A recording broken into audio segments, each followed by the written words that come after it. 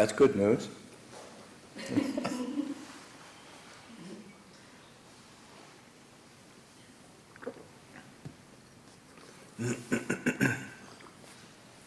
Question for Sumedho. I wonder, I sat at your retreat at Amaravati just last month, and I was trying to tell people here my impressions of it, and I think you were teaching, it seems like everything you were teaching in the past, it's like this, now is the knowing. I felt there was something different about the teachings. Do you feel like you've changed something that you're teaching, or are you getting wiser on us, or? More confident.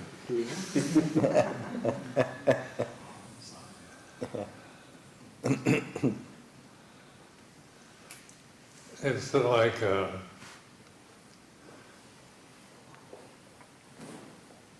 as you keep cultivating the path, and you begin to recognize reality. You awaken to reality, so you become, and even on a personal level, you become more confident. The personality isn't confident. We can always create doubts as a person, but then because it's very conditioned. Personality is a condition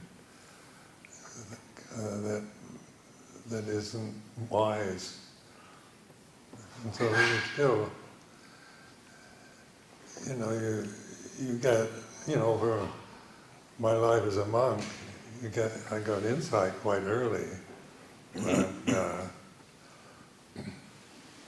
the personality is very skeptical, doubting kind of habit patterns of thinking, and fear of being wrong and overestimating, and fear of giving wrong advice, fear of teaching. On a personal level, you kind of feel, like becoming Jawa abbot of a monastery, all kinds of personal doubts. And then like going to England, I had 10 pansas. I went to UK, and I was confident in the practice. I think that's why Luang Por encouraged me to go. But on a personal level, there's all kinds of doubts about living in a non-Buddhist country. And maybe in Thailand, you're so protected, and it's so, everybody's Buddhist, and it's easy to keep the Vinaya in Thailand. They all kind of respect that. And then you're brought up in this very strict Vinaya tradition, and then you go, the idea of going to a non-Buddhist country where nobody knows what you're doing, and you're asking them to give everything in Hathabhasa.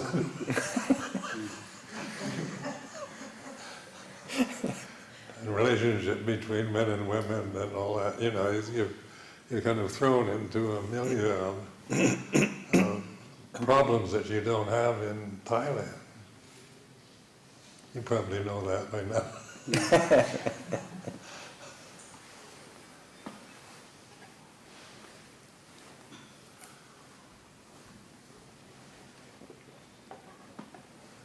So the compliment, now this will be my 51st pansa this year. So, I've had a chance to put it to the test in all respects.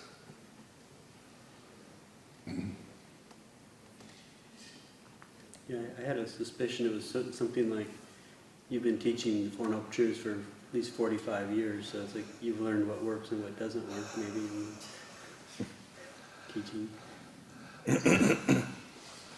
Well, it's because wisdom doesn't have a language. and we're highly conditioned personalities. You know, just so, you know, being American, you're brought up to be individual and assertive and becoming somebody and competitive, you know, in everything. And so, I mean, you're from a very masculine culture that is very much aimed at becoming something. And so you know, you've got to deal with that. That's how you think and react. Culture is not even ego, it's cultural conditioning. So, in meditation can be competitive. Who can sit the longest and in full lotus?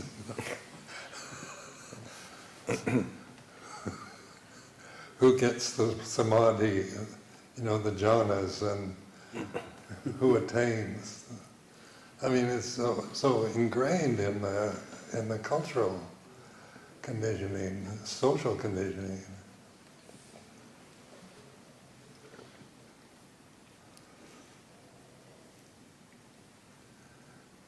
Like Luang Por was always getting us to relax, you know.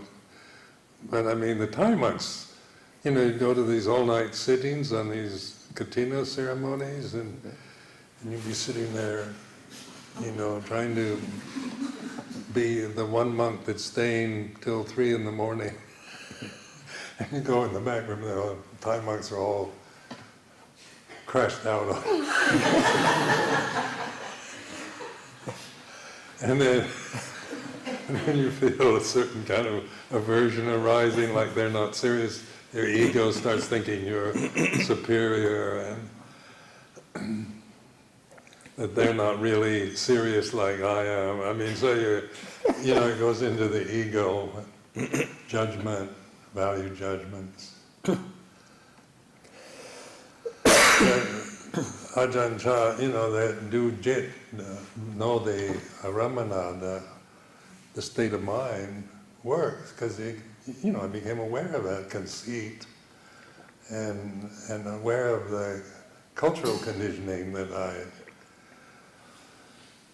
had acquired from being born and growing up in the States. And of course in Thailand, you probably see that yourself. It's a different culture, totally different culture than the one in here in America. So you know, it's like a mirror for the Silapata Paramasa fetter. And then going to live in England was even more so, because, you know, Americans think England's the same as America, but they're not. We think we speak the same language, but they don't think we speak English.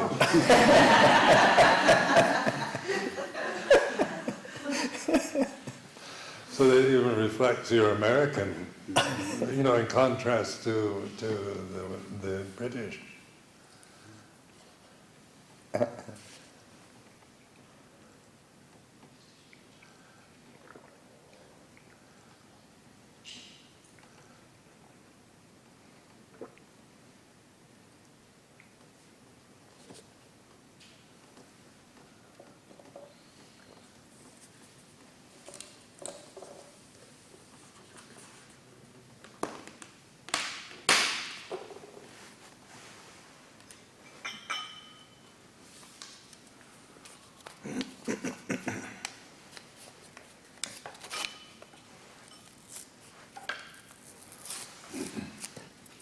Do you find that more confident as years go by? Yes. Yeah. I mean, it's a... Because you had early insight, I think, and then it was just, you know, he had the track record for Wat Nana Chat, what, 16? 15. No one else survived Nanachat. 16 years ago, not impossible. He survived the longest at Abhayagiri, too.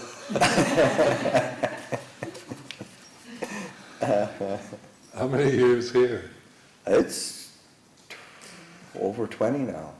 Oh, it's even more than Nanachat. Yeah.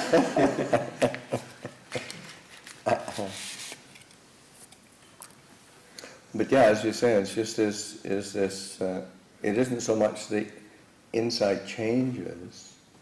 It's like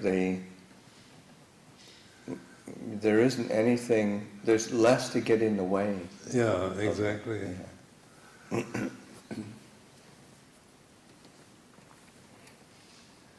Because when I went to UK, I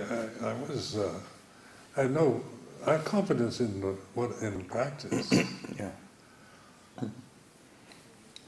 but the doubts arose around from the personal, from the environment and just moving from a secure Thai system to what was unknown. Yeah. Yeah, and you were a pioneer for the rest of us. So the rest of us were able to step into situations in, say, here in America, there hadn't been a monastery, Thai forest monastery in our tradition,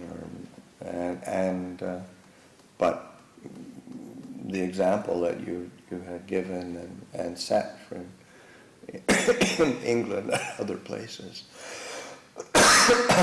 that allowed us to move into that.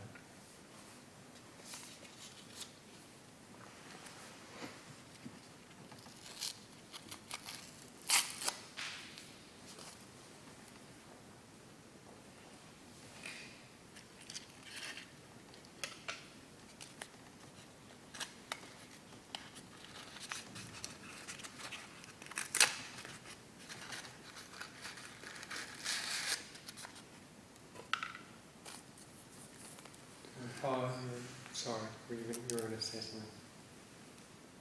Okay, I'll go ahead. This morning before the meal you were saying it's so simple, sometimes you don't understand why other people, the Dhamma. And my presumption was you were saying the simplicity of it being knowing things as they are. Was that simply the simplicity that you were pointing to before the meal? Well, like right now, it's like this. And when you do that, then you start thinking, what does it mean? Like, what's it like? Explain it to me. But then it's pointing at, the one thing you can know is that you're conscious at this moment. It's a fact.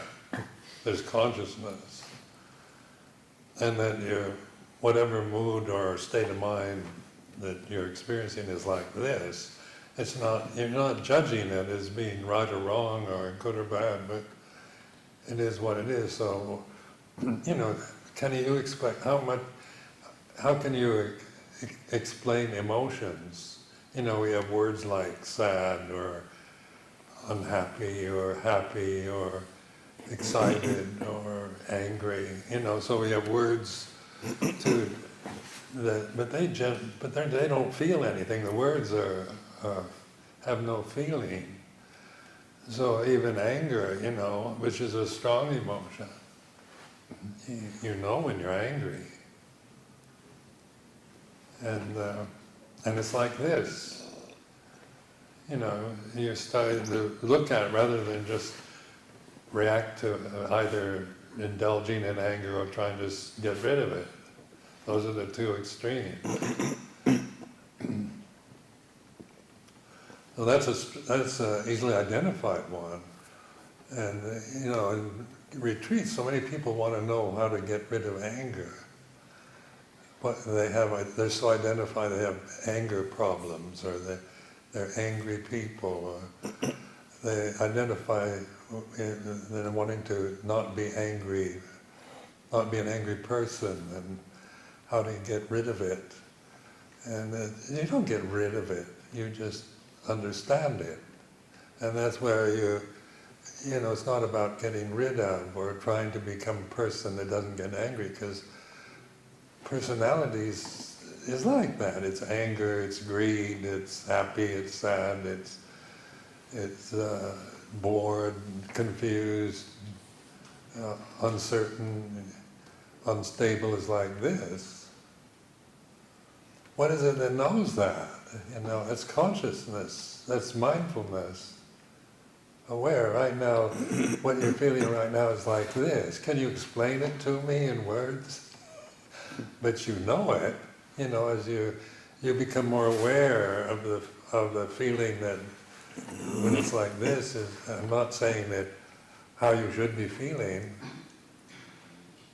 And so it's like this isn't a value judgment or a direction to, about right and wrong, but it's a directional sign getting you to trust your own ability to know that right now your emotional feeling is like this. And, so we know usually in the stronger, like sexual desire or anger or excitement or that but so much of our life is either boring or doubtful, uncertain. So that's why people always distract their minds with reading, with computers, with high-tech facilities, telephones, television, drinking booze, eating, munching on food, becoming addicted to drugs. Why do they do that? Why do they feel they have to always distract their mind when there's nothing, when they feel bored or unstable or insecure? So like mindfulness, you're willing to feel those. You're opening to life itself rather than trying to pick and choose and control everything out of fear and ignorance.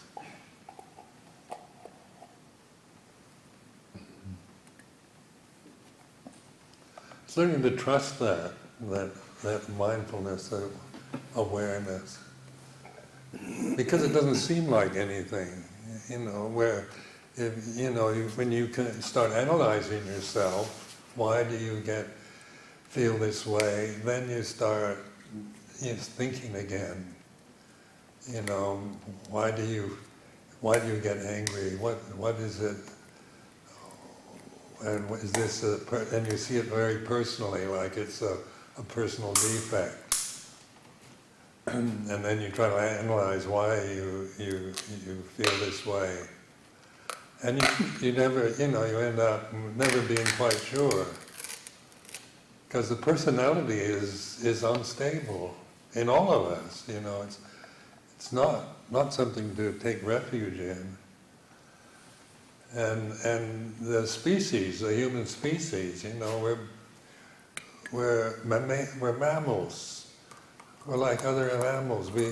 We're born and we have the instinctual instincts for survival, which are sexual desire, procreation of the species, and anger. Anger is a kind of, and fear. These are kind of primal emotions born in all mammals. You can see dogs get angry or greedy. And but we tend to personalize all these emotions as right and wrong. I shouldn't be greedy because idealize, ideal monk, ideal bhikkhu is beyond greed, beyond anger, full of metta and compassion, loving kindness, equanimity, is an ideal bhikkhu. But we're not, and that's a beautiful ideal. It's not. But it's not a real bhikkhu, it's an ideal. And you're dealing with the reality of being human bhikkhu. which is like this. And so he began, like Luang Por Sumedho was a perfect example of being fully human, wasn't it? He wasn't ideal. No. No. That's one thing I really liked about him, was I was always trying to be the ideal. And he'd laugh at me.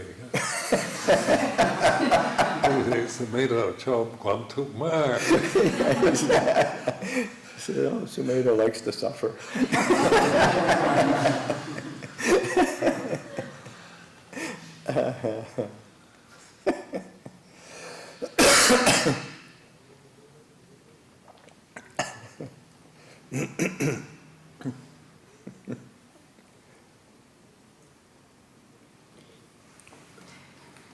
Follow up on Tom Peso's question. So it's like, when the Buddha, when he first realized Nibbana, and then his first thought was, this is too subtle. This is too There's subtle. no words. Yeah. It's beyond language. So is that the same thing? It's like this, Yeah. it's just too subtle. And because most, human beings, we're conditioned. From, when you're born, like newborn baby isn't conditioned, it doesn't have an ego or cultural identity, and that comes later. Like the first 3 fetters of the 10 fetters are all about the conditioning you acquire after you're born. It's all human conditioning. Like your ego, a newborn baby doesn't have an ego, and doesn't have a cultural identity, doesn't see itself as male or female or American or Thai. These things, these are acquired identities after you're born. And then Vichikicha, the third one, is all about language. Which takes you to doubt. It means doubt. And when you're attached to thinking, you're caught in your thinking process, and you're blindly attached to it, you end up never being quite certain. Or certitude depends on affirmations from around you, is this the best religion? Is Buddhism the best religion? And everybody says, yes! And then that gives you a certain confidence that Buddhism is better. But when you start thinking on your own and you think, maybe Christianity is better, there's doubt. Or maybe they're wrong. Then you're caught in doubt again. And then you have to go back to the group to get, like born-again Christians do that all the time. You have to go to the group to get this confidence. And they're incredibly confident, that they're right.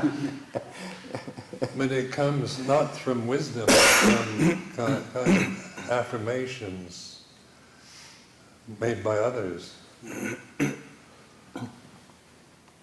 Where the confidence you get from meditation, Buddhist meditation, is coming from wisdom. It's a wisdom level rather than just becoming a cult and going with the party line and believing what everybody tells you or what the teacher says. Even the teacher, your relationship to the teacher is on a formal level of junior to senior, or that he's the teacher, you're the student. But that's convention only, So Luang Por Sumedho was always, he was always, when I was playing the role of you're the wise sage and I'm the ignorant bhikkhu, he wouldn't go along with that.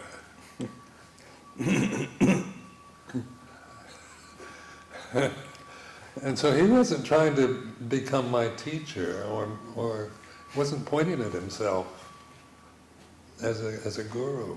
he was pointing, getting me to look at my own, what I was doing, what I believed in, the habit that I was attached to.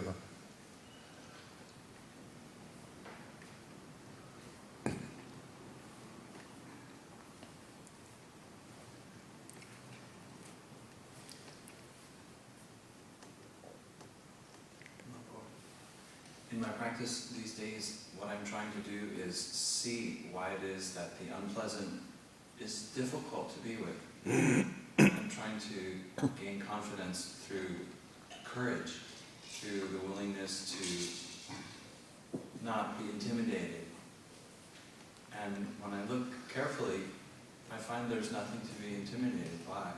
And yet, 20 minutes later, unintentionally, there's this pulling away. So I guess that's maybe the difference between awake and just asleep. Well, you have what they call vipaka kamma, so your habit tendency is to do that.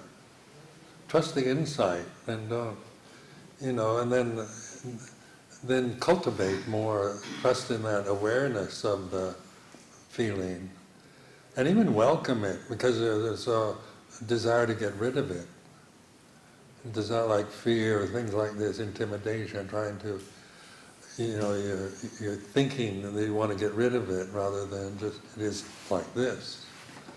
And it's a more sense of relaxed attention rather than, trying to get something or sustain something. Like, just the idea of wanting to sustain emptiness, it gets in the way of itself. So this is why there's no words, because even advice you have to give up. Good advice. But in the beginning, I remember when I first had the insight into emptiness, it was a flash. And I understood something I never understood before. But then this was when I was a novice in Nong Khai. I had this incredible insight into emptiness. And then I fell on the floor crying. I can't do it, it's impossible. And I was watching myself, this body on the floor crying, saying I can't do it. And there was watching at the same time, And I realized that that was the emotional reaction. The emotional habit. Because it seemed impossible from the rational mind, the path of the Buddha seemed, I can't do it. As a person, you can't. Personality is the first fetter. So... My first fetter feels so big.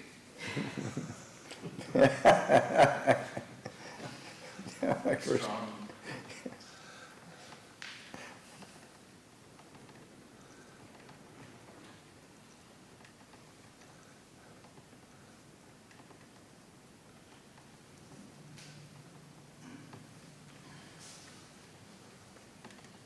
Fear is also, there's a lot to fear in life on a personal level. The personality is very separative. It's identity with the body, which is very vulnerable form, in a sensory universe. And, physically, it could be, lightning could strike you at any moment, or a wild animal could attack you. I mean, there's just on the basic level of survival as an animal, there's a lot to fear. And you notice the animal kingdom is all motivated by fear, survival, because this is a fear realm that we're living in. And animals can't make moral agreements like here in the Sangha, we can make a moral agreement, the Vinaya, we're all going to live within this form. Animals can't do that. So you can't get a cat and a dog to agree to get along and respect each other, except in Walt Disney films.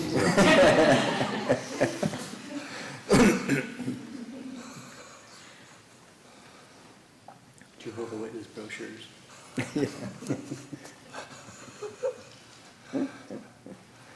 I mean, that's where, there is a lot, fear is basic in this realm. But then, when you see it as your problem, I'm afraid, then you're creating an attachment to it, identity with fear, rather than fears like this. You're more, as you observe fear, that which observes fear is never frightened. Like sati sampajanya, or mindfulness and intuitive awareness isn't frightened. But your emotional habit is fear. It's like this. Even if it's imagined fear. If a tiger's chasing you, that's a natural kind of thing to be afraid of.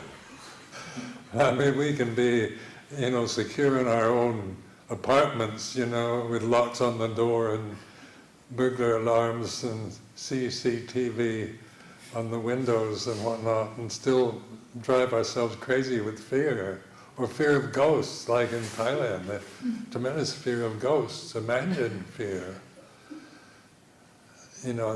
Who's ever, I lived in Nanachat, which is a haven for ghosts. And I never saw any ghosts there.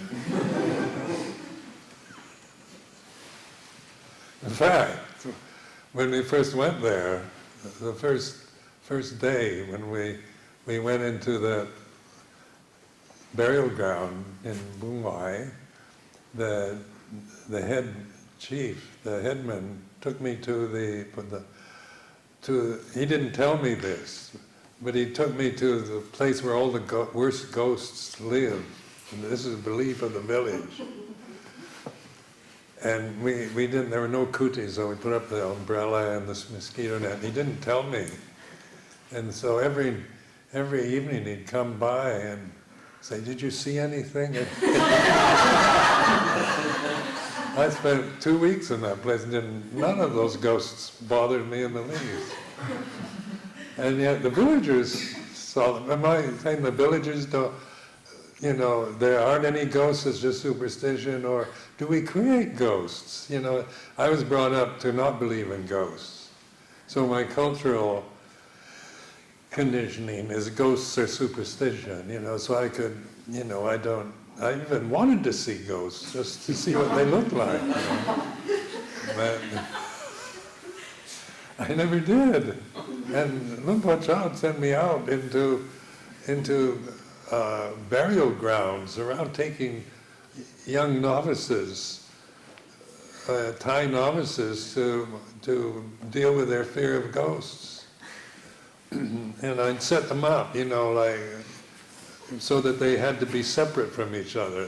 So during the night, they had their umbrellas in different places. In the morning I'd go out and look, and they'd all be together.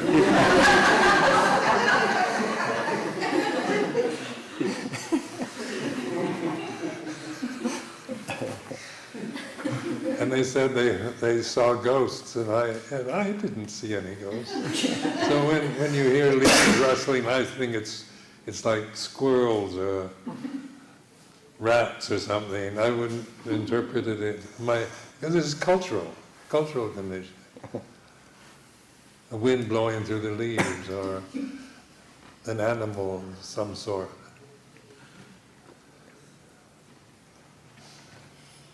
I'm very curious, at Wat Nanachat, which part of the property did this gentleman say is the...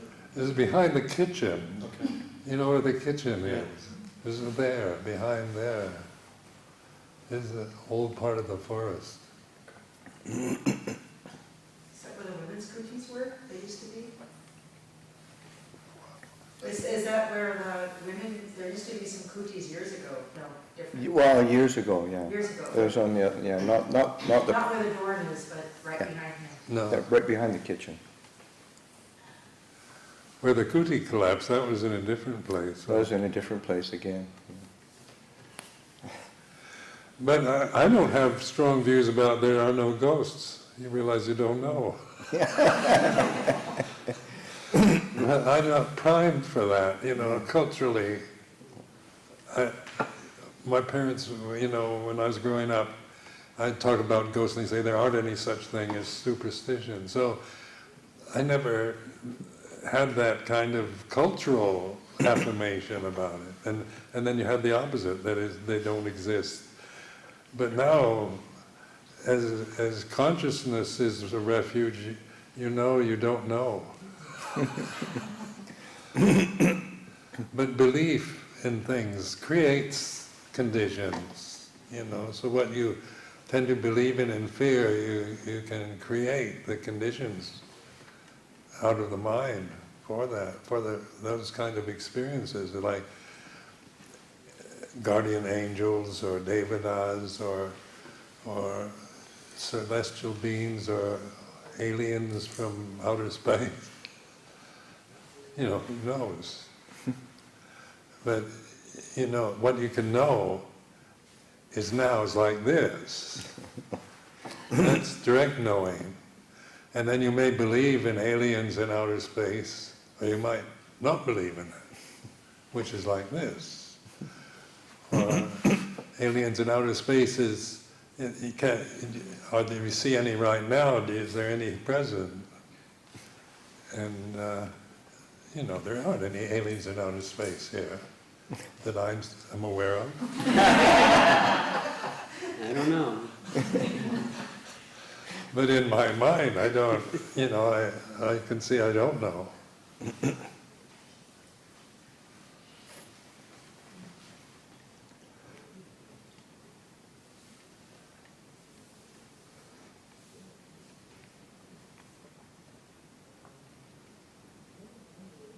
Was there a point in your practice when you realized that it really all came down to knowing things as they are in the present moment, and you understood that intellectually, and you had experiences of that, even that simplicity, and yet the conditioning of your mind and the programming of your karma was such that you couldn't rest in that place yet? This is my experience. Like, it's just, even though I get that, the complicating mind is just, too powerful at the moment to rest in that knowing. Yeah, but trust it, and then your vipaka karma, because that's like your cultural conditioning and your ego they still produce the same things, but your relationship to him, to the presence of fear and anger and confusion, is knowing it's like this, and that all conditions are impermanent. And as you're more patient and trusting in the path, then you know your vipaka karma arises just like in anyone else. But your relationship is non-attachment, knowing it is the way it is. And then they cease, you know, like anger arises, it's like this, and if you're patient, don't act or speak on it, and then you'll be aware of its absence. Non-anger is like this. But if you're, you know, culturally or, you know, or egotistically, sakkayaditthi, that kind of thing takes on the sense of you know, you get angry and you identify with it, you attach to it, you become an angry person. But with the mindfulness, your anger arises and you begin to see the result of attaching to it is suffering. So you let go. And if you let go, then the anger ceases, and you're also aware. Awareness includes both the presence and absence. You know, so it's not, where the ignorant person, the unenlightened person, is caught in just reactivity, habits, patterns, and their vipaka, karma, their how they, you can see it, especially as you get older, just old patterns of thinking and reacting, emotional habits, that if you weren't aware of, you'd keep reinforcing.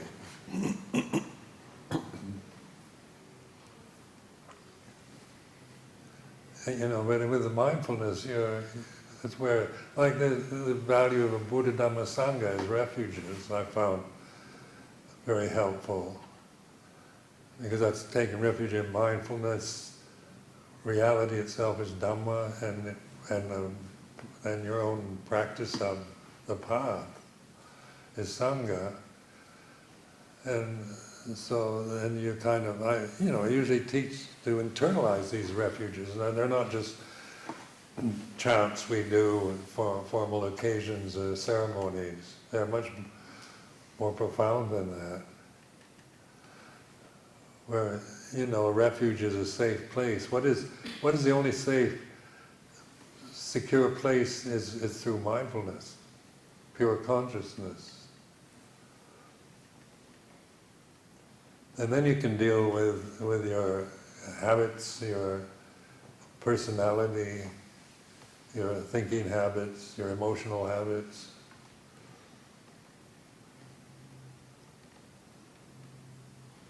And it's all Dhamma then, it's not, nothing is an obstruction.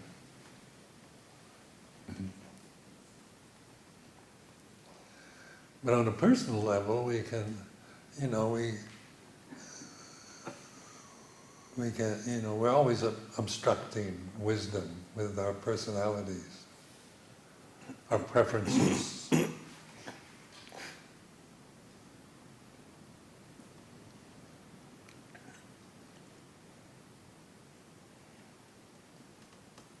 Seems like in a nutshell, if one can do it, all one really has to do is feel and experience what arises, and then with the unskillful stuff, simply not acting on it. And then in time, things will sort of mellow out and settle.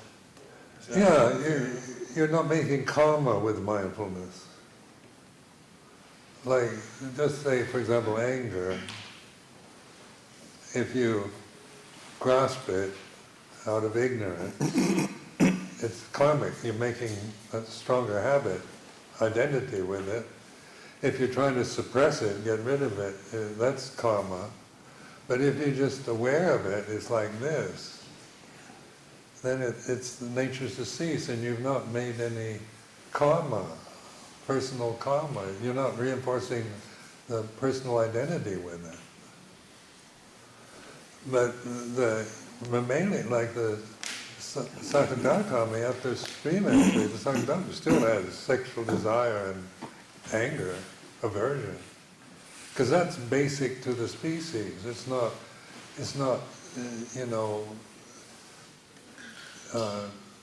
conditioned by the ego. It's not egotistical. It's not cultural.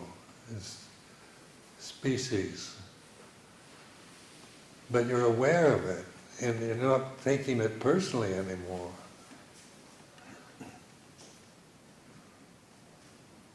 You're not seeing it as in terms of right and wrong, good or bad, but you're seeing it for what it is in the present, and letting it be what it is. You don't become angry or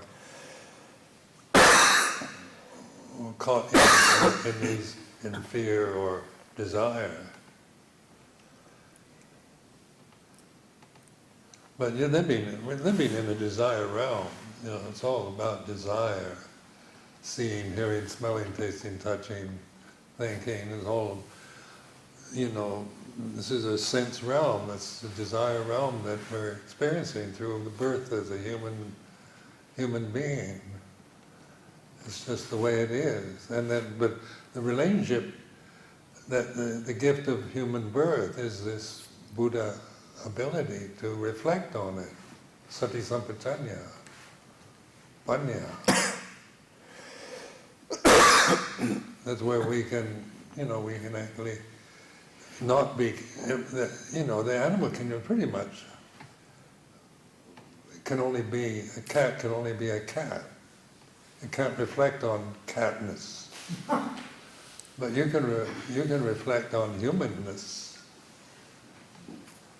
and sensual experience, so like a cat gets angry, it's completely angry. It can't, you say, now watch that anger. It can't do it. But you can. This is what they call Buddha nature, or refuge in Buddha. And that's the great gift of human birth. I used to think being born as a human was like a curse, because you're so, everything is more than what it is, and you're so self-conscious and fear and caught in a condition to, in a way to wanting approval, wanting to be loved, and fear of being rejected or discarded, and all these personal fears that go along with this. That's how we're conditioned, through reward and punishment. So from the beginning, when you're good, your mother loves you, and when you're bad, she doesn't, she punishes you. And like that, and that's just the way the conditioning, cultural conditioning affects us. And then we identify, if we, and like people that turn to crime and that find, ways of that's because they're conditioned to do that. They're not born that way.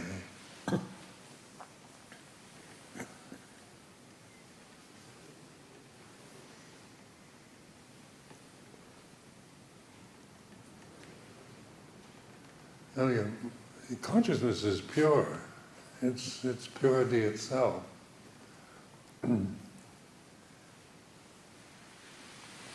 So your true nature is pure. It's like this. But then things happen, and you feel this way or feel that way. That's like the clouds in the sky, passing by. So if, you say, I don't like those clouds, I don't want them, then you're suffering. But if you're just aware, they are what they are, and they're impermanent. The Buddha, really made it easy for us, because all conditions are impermanent. Supe sankhara anicca.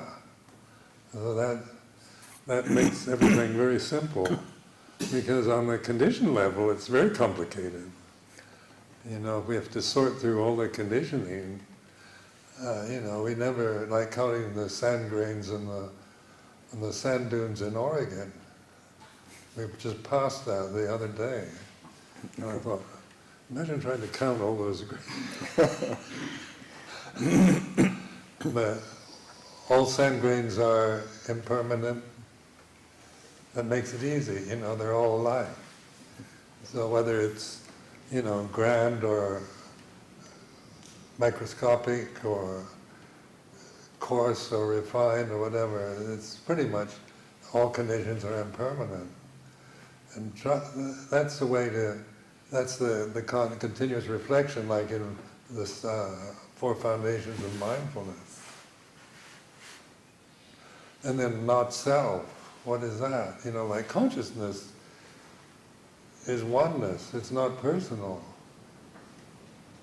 It's not mine as a person. And when you begin to appreciate that, you can't find a self in consciousness, pure awareness. It doesn't manifest.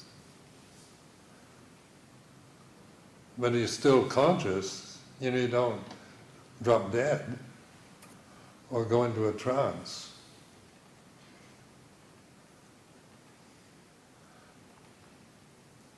Because I found anatta the most, because it seemed to me that, that I'm the one that is experiencing suffering.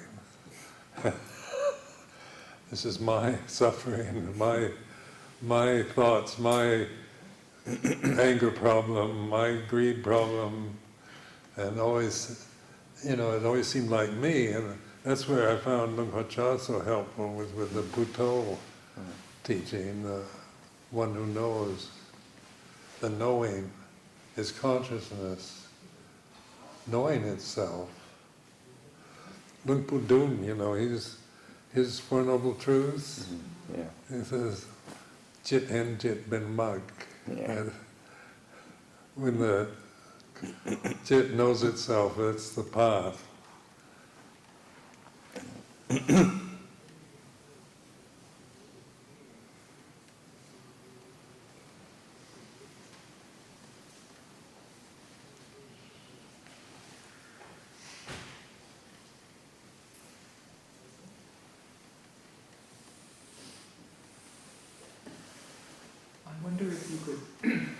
I wonder if you could speak about how mindfulness of the body works with this process, what you're talking about. Yeah, well, like right now you can, when you try to be mindful of the body through thinking, that's one, like Kesa Loma Nakadanta, you think hair of the head, hair of the body, nails, teeth, and skin. That's one way of looking at the body in a non-personal way, or like 32 parts, because we don't tend to, the ego doesn't tend to identify with the liver and the stomach and the pancreas. But but with mindfulness, then you're aware of the body, and like breathing and posture is like this. And then the body is a totally sensitive form, so you're going to feel pleasure, pain, neutral feeling. And that awareness, and that's what we have to live with, is the body till it dies. So but it's always here and now. Your body's always here and now, whatever state it's in. And whether you're sitting, standing, walking, lying down, it's always breathing, it's always in some form of some posture. And those are like the basic postures we use throughout the day and night. Either sitting, standing, walking or lying down, breathing. And just by changing from identifying with the body as, this is important because that's the basic Sakya Ditti problem, the ego problem, is identifying totally with the physical body. And then, as you can, if consciousness is in your head, how can your head be aware of your body? But consciousness as being here and now, then you can be, because they have this meditation on the whole body, and I remember going through all those 32 parts, and then they talk about the whole body, and how do you figure that one out? How can your head, my brain, if it's consciousness is inside, be aware of the whole body? And then suddenly, the idea of consciousness it has no boundary. It's immeasurable. It's one of the four immeasurables. And we're conscious. This is here and now. It's not something you're lacking or have to get. It's you. So So trust that, and then aware of the sensations, the physical sensations of pleasure, pain, neutral feeling. What is aware of pleasure or pain or neutral feeling? Doesn't feel, doesn't have pleasure, pain or neutrality. It's aware of it. Awareness of greed, hatred, and delusion isn't greedy. You know, it isn't angry. And so you begin to discern the difference between the feeling that arises according to conditions of the present moment are like this. But consciousness, sati sampajanya, mindfulness, is aware of that. And it's not judging it as pleasure or pain anymore, you know, as being right and wrong, good or bad, but it is what it is. So pleasurable feelings like this, painful feelings like this, so you're not creating, you know, with pain there's always the desire to get rid of it. A strong identification of aversion with physical discomfort, physical pain. But as you're aware, you can stop creating aversion, and that's how they're dealing with like people with chronic pain problems.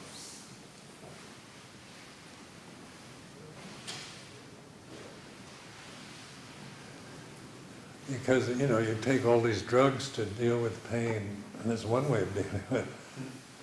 And then oftentimes they're very addictive, and it leads to other complications. Well, John Kabat-Zinn, he's become world famous, hasn't he? With dealing with chronic people suffering from chronic pain.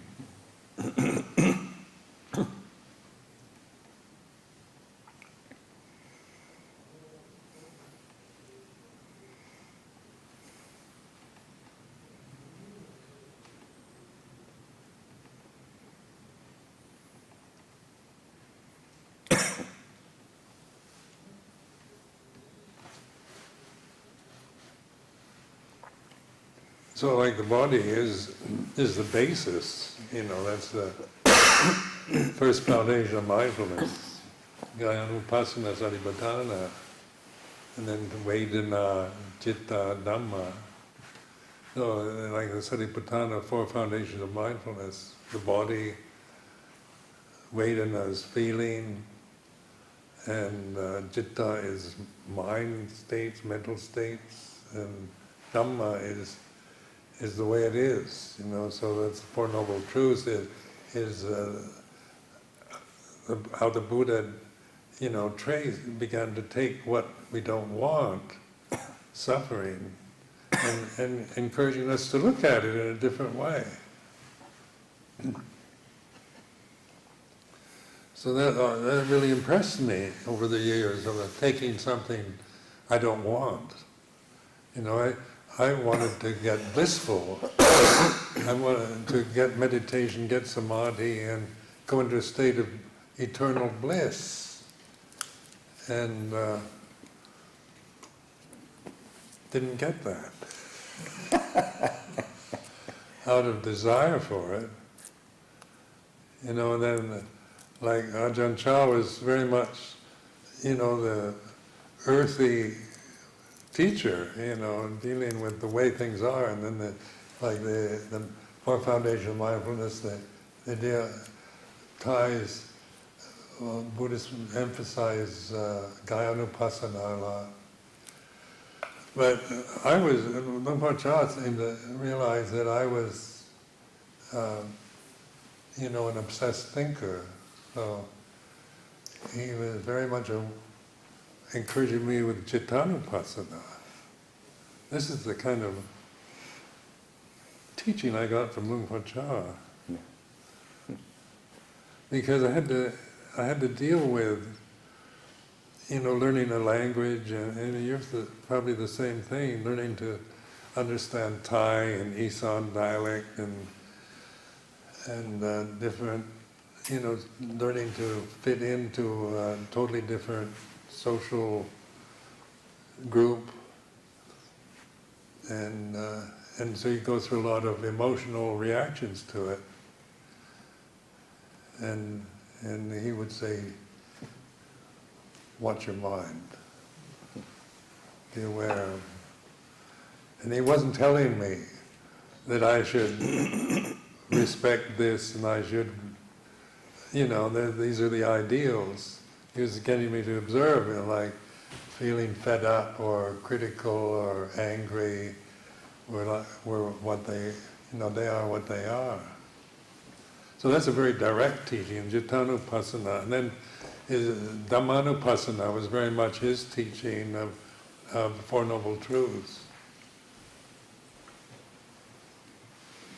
So with the Desanas, when I began to understand Thai, that's what he was teaching all the time, Four Noble Truths.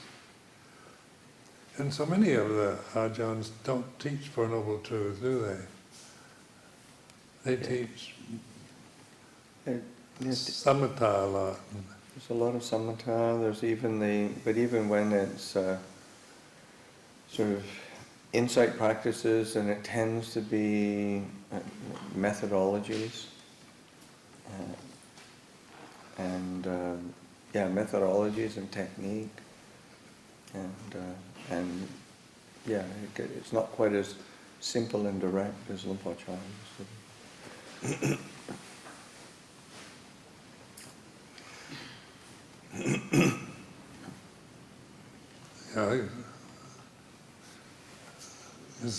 They're all confident in this. You have to get this before you get that kind of teaching. And I never got that from Luang Por. It's very direct.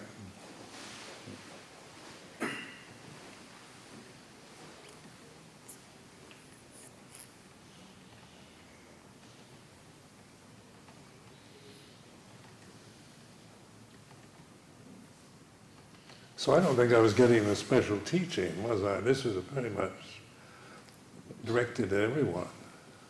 Yeah, Luang Por would keep bringing you back to those fundamentals. Yeah. You could go around and give different tools, but it was the tool wasn't the key. The tool was a way to come back to the fundamental.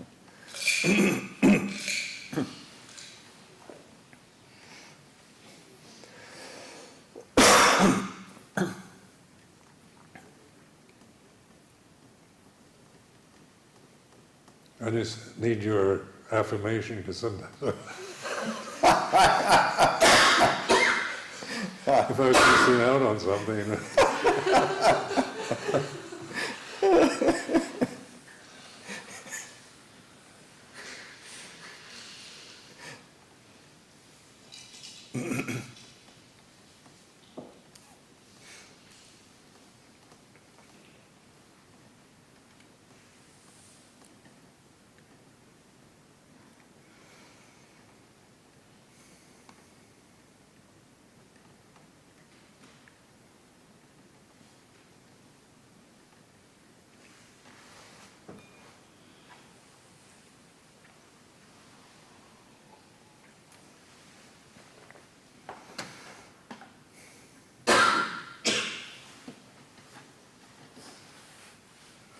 You have a question? Yeah.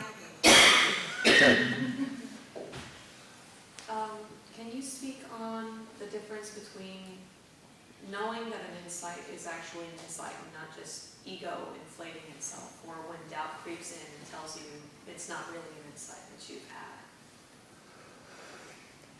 Well, like thinking is a created condition. So we want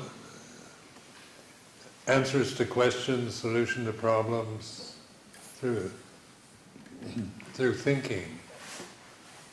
Tell me what's right and what's wrong, and what's good and what's bad, and so there's right and wrong, good and bad, heaven and hell. This is the dualistic structure of this realm. You've got if you have one condition, it has an opposite. So bad has to go along with good. Heaven and hell, are a couple. And so that always leads to doubt, because and that's why I was saying you need, for belief in what people tell you or what you read, you have to have affirmations. And you have to, attach very strongly to what you believe in. But that's still, and so you get a certain amount of confidence in believing what the teachers tells you or what the Bible says or the scriptures, which can be very good, in terms of morality and what's right and what's wrong. But with mindfulness, it's direct knowing. It's knowing directly the way it is. But you can't describe that, except that you've got the anicca, dukkha, anatta, the impermanence, suffering, unsatisfactoriness, and non-self as three characteristics of all phenomena. So that makes, as I was saying before, it makes it pretty easy, because all phenomena is, whether it's the sun and moon, the stars, things far away, or whether it's your own thought or feeling of the moment, it's all anicca, dukkha, anatta. And so these are characteristics. They're not definitions of conditions. They're characters that are common to all phenomena, whether it's the sun or your own thought in the present. That's why it's easy, because it's not a matter of sorting out which is more important, the sun or your own thinking, thought of the moment. But you're seeing it in terms of its changingness. Like anicca is usually the first characteristic in vipassana, contemplate impermanence.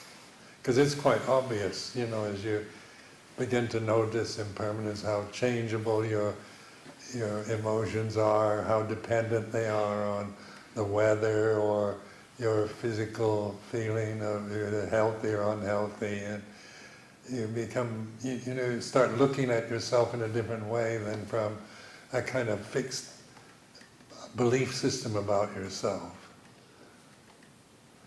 And where intuitive knowing is, there isn't any self. And then when you think about no self, that can be rather frightening. It's like you're going to disappear into a void, a black hole of nothingness. That's thinking again. But as you have insight into the Four Noble Truths, then more and more it's a direct knowing, universal wisdom that's available to us. It's universal. It's not cultural. It's not Buddhist even. And it's yours, but we tend to not be aware of that because we're conditioned to believe that you're the physical form, you're like this, you should be like that, you're good, bad, right or wrong, and whatever. Then these are the conditioning, the cultural ego, the ego conditioning, the cultural conditioning, which is you acquire. It's acquired after you're born. You're not born with it. And that's why, like in Luang Por Cha's,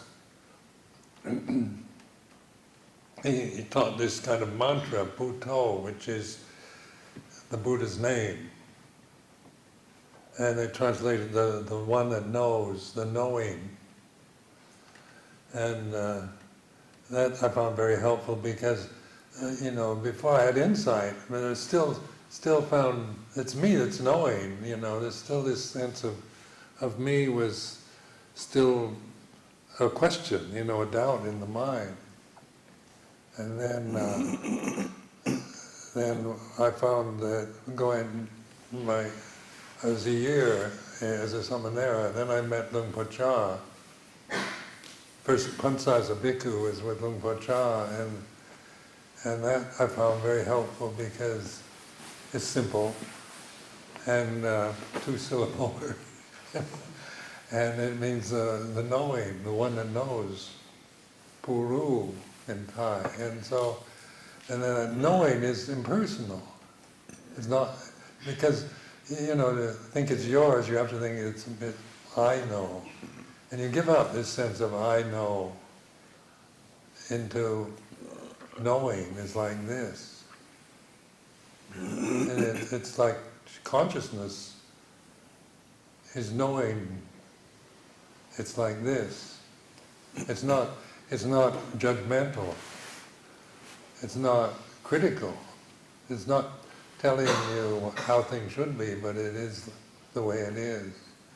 And this is where wisdom, this is like universal wisdom. It's not culturally conditioned. It's natural.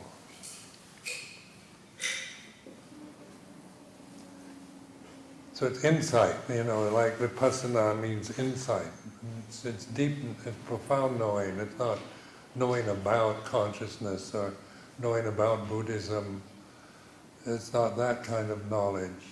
Because you can acquire that in university. You can go get a PhD in Buddhist studies and not know in a profound way anything.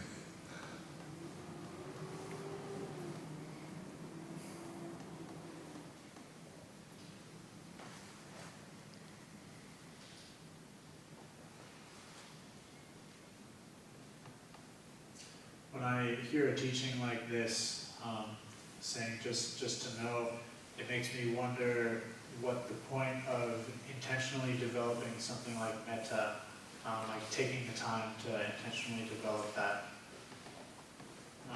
So could you maybe speak about what the point of that might be? Yeah, well, like metta is consciousness, really. Like consciousness accepts everything as it is. And when you do metta practice on a kind of routine, kind of formalized practice, it's first you start ahang sakiro, may I be well, and so forth. So it's formulaic in that sense. But as you develop metta more, it's more just acceptance, allowing conditions to be what they are, and especially like inside yourself. But it's also based on, like the basic relationship to the world is sila, the moral precepts. So our relationship to the world around us, ourselves and the society we live in, and nature itself is like based on the 5 precepts, which are non-violent and honesty and being responsible for action and speech. So we relate to the world, like in the Sangha, the Vinaya is a structure the Buddha allowed for monastics. So, but the basic foundation in traditional Buddhism are the 5 precepts. And then,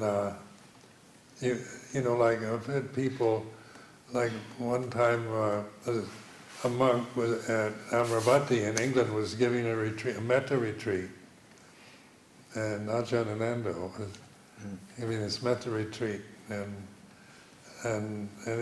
metta can be very inspiring, like it's about love, universal love and goodness, and it can be, people love that, love, and love, the word itself is very inspiring. We want to inspire people. You talk about universal love and so forth. That's the way it is.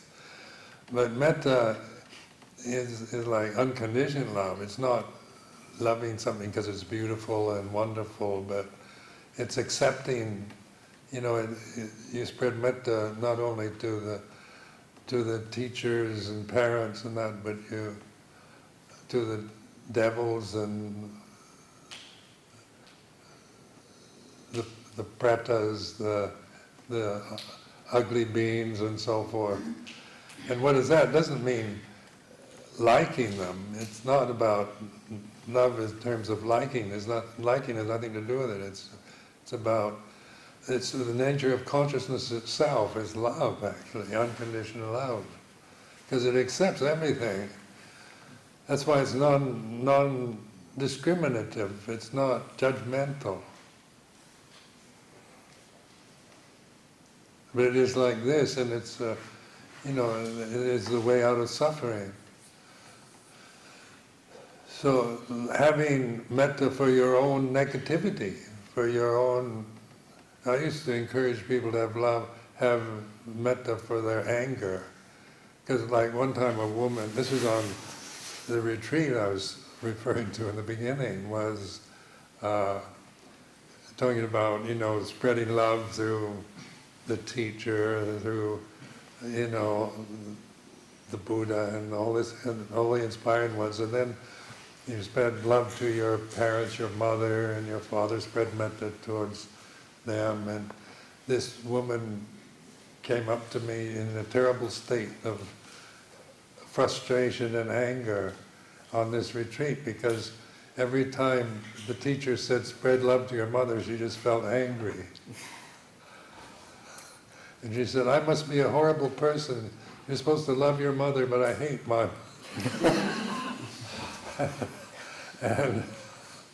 And she was, she said, I can't do this practice because she had this idea you had to like your mother or love her in a very positive way. And then she just felt angry when this was referred to. So I advise her to have metta for her anger, because that's where the problem lies. If you, even for your own negativity, and that's what mindfulness, sati sampajanya is about, is learning to have metta for the conditions. It's easy to have it for kittens and puppies and beautiful people, or good thoughts, or benevolence and kindness, but towards meanness and selfishness and jealousy, is it, can you accept that, with metta? It's like allowing it to be, it's like this, is a form of metta. It doesn't mean approving or liking it, but it is metta. It's unconditioned acceptance of the way it is.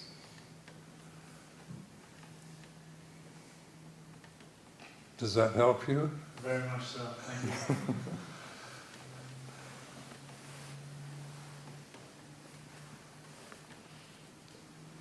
There's Edwin back there has a question.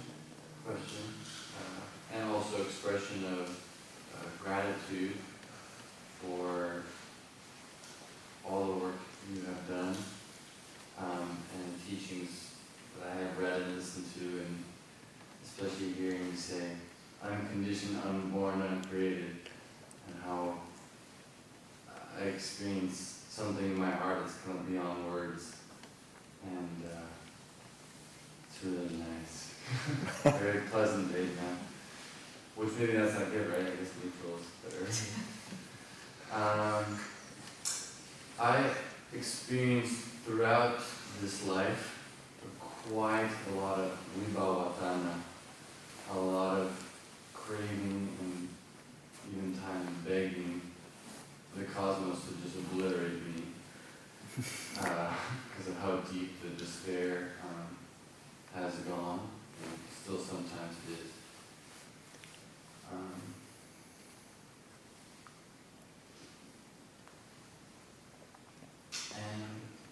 Well, like Wipu Dhamma, I'm an authority on that one.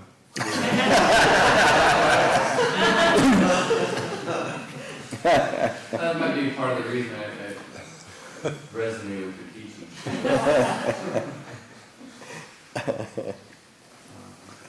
I remember having insight into it, because I always like the English word desire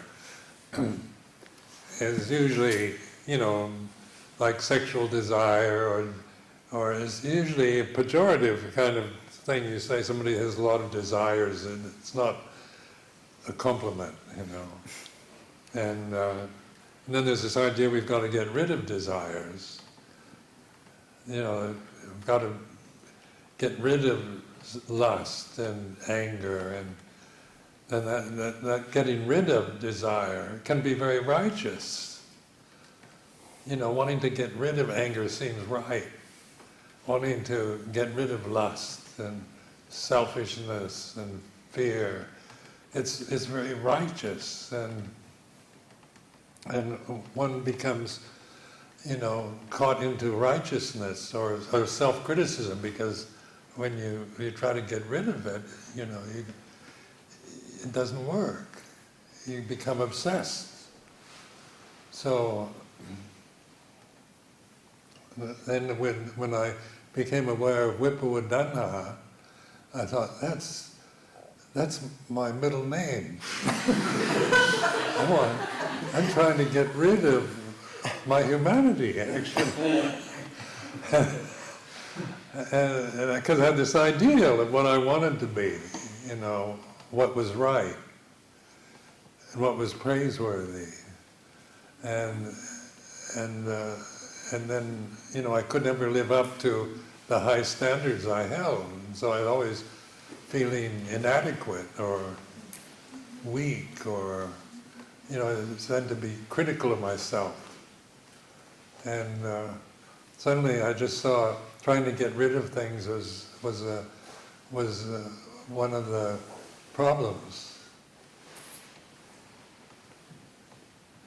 So just by focusing on that, being aware of the, because a lot of meditation is trying to get rid of things, trying to get things you don't have. Like, we all come into meditation because we feel inadequate, or we've got problems, or we're missing something. We've got to get something we don't have, get peace, become something that we're not now, by getting rid of our anger and fear. And that's the personality conditioning, the ego. And so this desire, right now, and say, you've got everything you need. You don't need to get anything or get rid of anything, just be aware. What does that do to your mind? And then the ego will grasp that I'm fine as I am, there's nothing I have to do. But that's not it. It's like putting, and pointing to a way to direct your attention in a way that isn't critical or judgmental, but mindful, and then this is where wisdom can inform us. Yeah, and I've been doing my best to apply kind of trusting awareness, and I've noticed, and that's a curiosity for me, certain behaviors, it seems like, lead to Vipawadana. Like certain, especially if I'm not moving a lot, moving the body, it kind of, there's this settling, and then this mud kind of accumulates. And what I've often done in my life choices is choose something that's really challenging. Usually choosing something that will end up bringing me a lot of these frustrations, and why am I doing this to myself and annihilating? I want to annihilate. This kind of self-sabotaging tendency as a type of thinking that will somehow liberate me from, okay, I'll just be with this condition I've chosen. And I've noticed this over and over again, that I keep choosing certain things that will often lead to these intense despair states. And my question is it skillful? And I would imagine it's so, to start choosing things that make me relax a little bit more, versus, okay, I'm gonna go choose this stressful situation knowing it's stressful. It doesn't, I mean, I would imagine a lot of people ordain because they're like, wow, that, I think Ajahn Amaro was saying, I can't imagine getting a job, so I'm gonna ordain, something like that. So, Did you say that? that's what I heard in Portland. He was talking and he said that, so you can confirm. It's not gossip, I swear. So that's kind of my question is Well, like we've all kind of walking through. got to do things, you know, so, I mean, and each person is different, you know, so we've got to, you know, we don't, the advice, you know, or the techniques, that's where you need to develop trusting in awareness, because teachers teach from their own experience. And so some have very strong views about technique and very formalized ways of presenting meditation. Others are just be aware and awake and things like that. So, you know, which is right, which is wrong. But this is where you need what works for you. You know, and you're the one that knows. You know, you can do a technique for years and out of just faith in what the teacher tells you, and not ever trust yourself to observe the result you're expecting. You know, if you do this mindfulness practice for so many years, you'll become enlightened, and then you're not, and you become disillusioned. And this is where it's you that knows, you know, that this knowing is from here, and so the direction is always here, like the Thai Kuba Ajahns are always pointing here. They call it the citta, consciousness, the heart. This is where you're feeling life. Up in your head, you know, you're thinking about what you should do to conquer wandering mind or fear. You can come up with very, you know, rational approaches to techniques. But this is where the attention is more on the heart level. Then you're aware of thinking you've got to get something, you've got to prove yourself in some way. You've got to get rid of bad moods and bad feelings and attain samadhi, get jhanas are very much, you know, the ego operating from the idea that I need something I don't have. But as you begin to trust more in awareness itself, then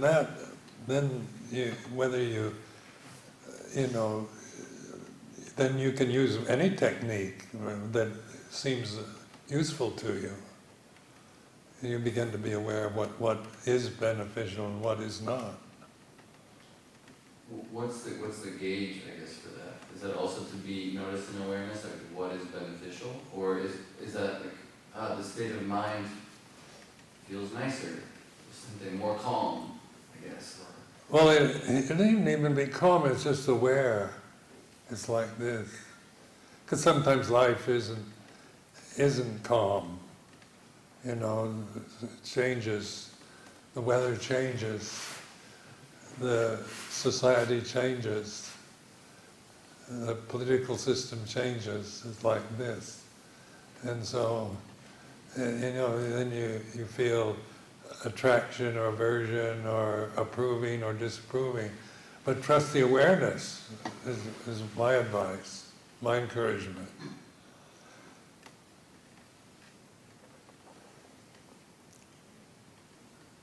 I found that one of the problems, you know, in the West is that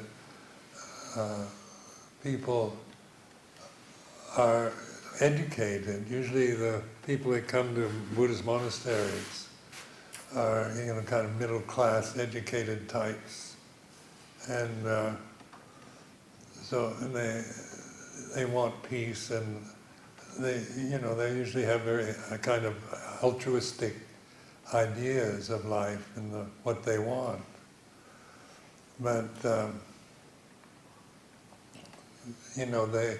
they tend to see themselves from principles and standards and how things should be, how one should be oneself, or how the United States should be, or how democracy should be, and so we've got principles and high standards, and so then we become critical when things don't live up to ours. You become critical of yourself if you don't live up to your principles, and the United States, if it doesn't live up to your ideals of democracy, you become negative and critical of it, and so then you suffer. The suffering is this creation. So the awareness is it's like this isn't approving of negativity or inferiority or bad thoughts or bad behavior, but it's learning to understand it in terms of the way it is now, here and now. Understand it, it means it is what it is now. And in terms of the thinking mind, what does that mean? Because you can think the word now, but yet the whole thinking process is about the future and the past. You say, what are you feeling now? And you have to search. And where tomorrow is, you're planning your agenda for tomorrow, or thinking about yesterday. So thinking is a time creation, through time. Here and now is timeless. And you can imagine timelessness, because the thinking process is time-bound. That's where this intuitive awareness is the escape hatch out of suffering, is through mindfulness, sati sampajanya. And then, we all have, I like sitting practice. I'm a sitter type meditator. Other monks are working monks, or walking monks, or Tudo monks. And so they give me advice. And they're not wrong. It's not that the advice is wrong, but it's here that what you're doing, what you're thinking, what you're feeling. Yeah, I've experienced that, where it's only in the present moment that you could say the intelligence that is nature can sort of start to untangle or start to unravel the unconditioning, because the light of awareness is there, and it's the purification process can actually happen when the now is there. Because we're not. But that's why it's encouraging. Mindfulness is simple like this. There's no way to describe it, but you can be it. And I say you should pay attention to the present moment and be aware of this or that. It's not that it's wrong, but you tend to get caught into the words, where what I'm encouraging is trusting in just this much. A kind of poised attention, a kind of aware on a broad spectrum, you're not aware of any, you're not focused on any object, but just aware like this, like listening, awareness, poised attention, and learning to trust that. And then when you think about it, it makes it more than what it is, so you can't do it. That's why it's a matter of here and now, do it.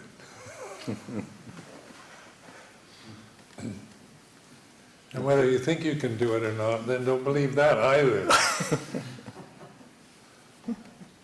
You know, because you're, what, am I doing it? Am I really aware now?